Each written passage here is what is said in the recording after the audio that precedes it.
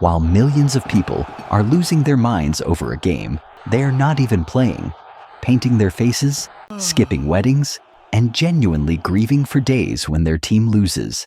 There's a quieter group watching all of this with mild confusion. And psychology has a lot to say about why.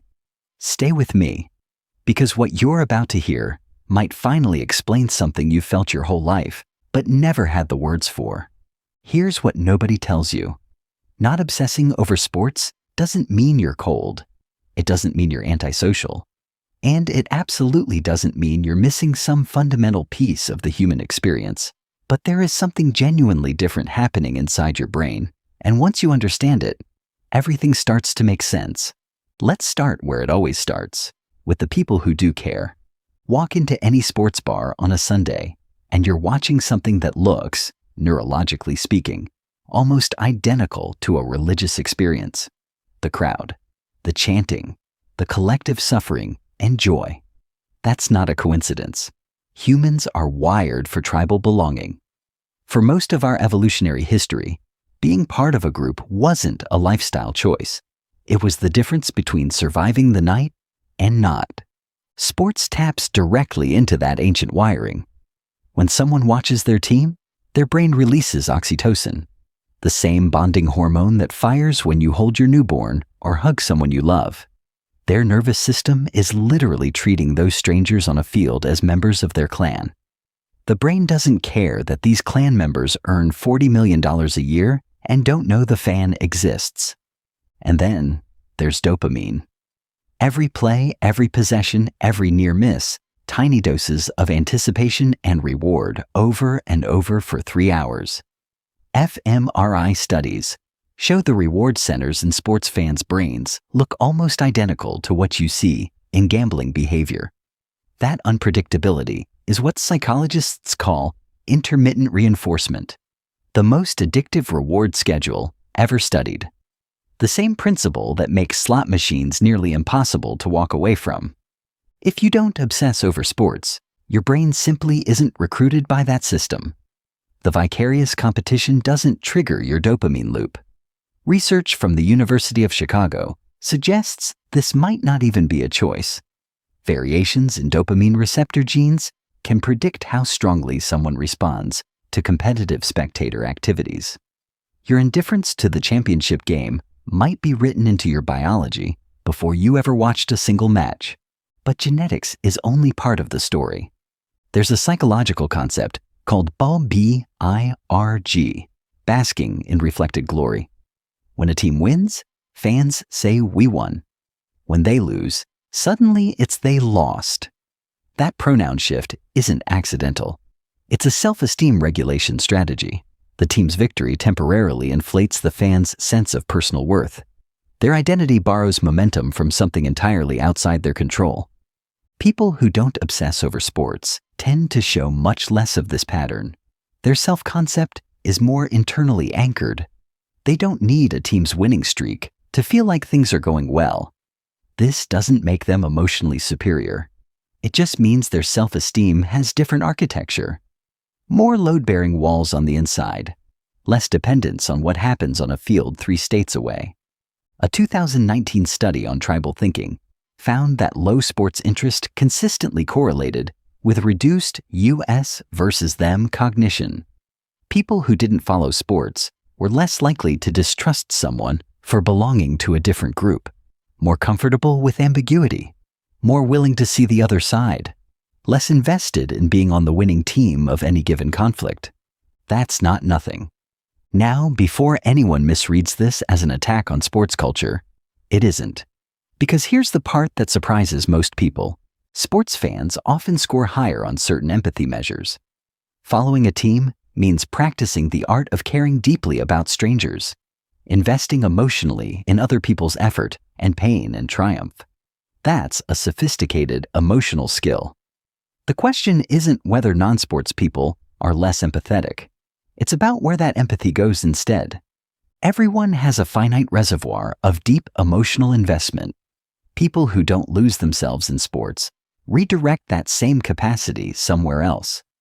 A 2021 study found that individuals with low sports interest scored significantly higher in openness to experience, appreciation of beauty, and absorption in art and music. Their emotional highs come from a novel that breaks them open, a piece of music that stops them mid-step, a conversation that goes somewhere unexpected. The need being met is identical. Meaning, connection, the feeling that something outside ordinary life just happened. The channel is just different. And let's be honest about something that doesn't get said enough. For some people, the distance from sports culture isn't neutral. It's personal. Maybe they grew up in a house where the game always mattered more than they did. Maybe they were the kid who didn't understand why everyone cared so much and got made to feel like that was their flaw. Maybe sports culture felt like a room they were never quite invited into. Indifference can be a quiet form of self-protection, and there's nothing wrong with that. Or maybe it's genuinely just not interesting to you, the same way other people find opera or competitive chess uninteresting. Preference without wound. Both are valid, but understanding which one it is for you, that's worth knowing. Here's the thing that explains most of the friction between sports people and non-sports people. It comes down to how each group experiences meaning.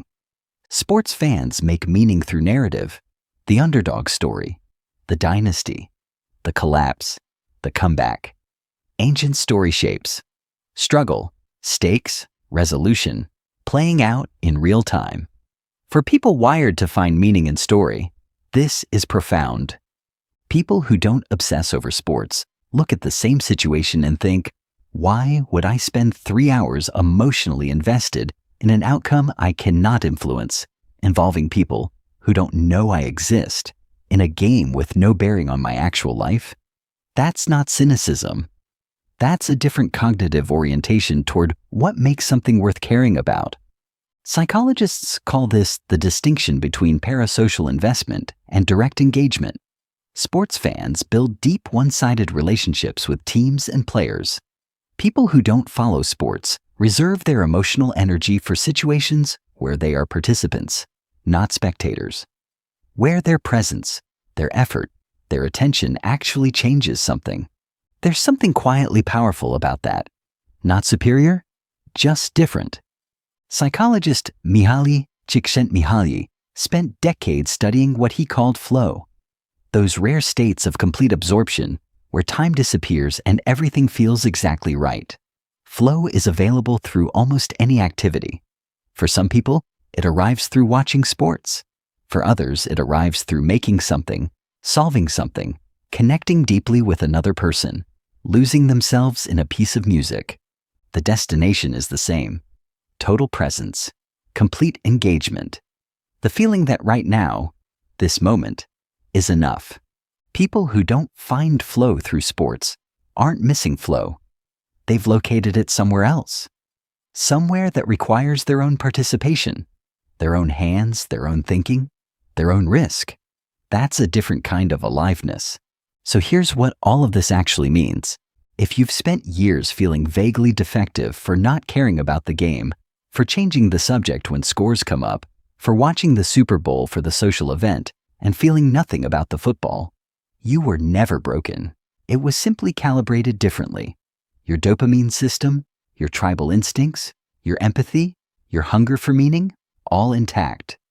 All active, just pointed somewhere else. There is something quietly radical about a person who refuses to outsource their emotional life to a scoreboard, who insists on finding meaning in things they can actually touch, actually change, actually be part of. Who doesn't need 40,000 people in the same jersey to feel like they belong somewhere? You're not watching from the sidelines of life. You're on the field, your field, playing a game that actually has your name on it. If nobody in your life gets this, subscribe. Because this channel is basically built for the way your brain works. If that landed somewhere real for you, you're probably going to want to know why introverts process the world more deeply than almost anyone around them, and why that depth is one of the most underestimated advantages a person can have. It's one of these videos. Go find out.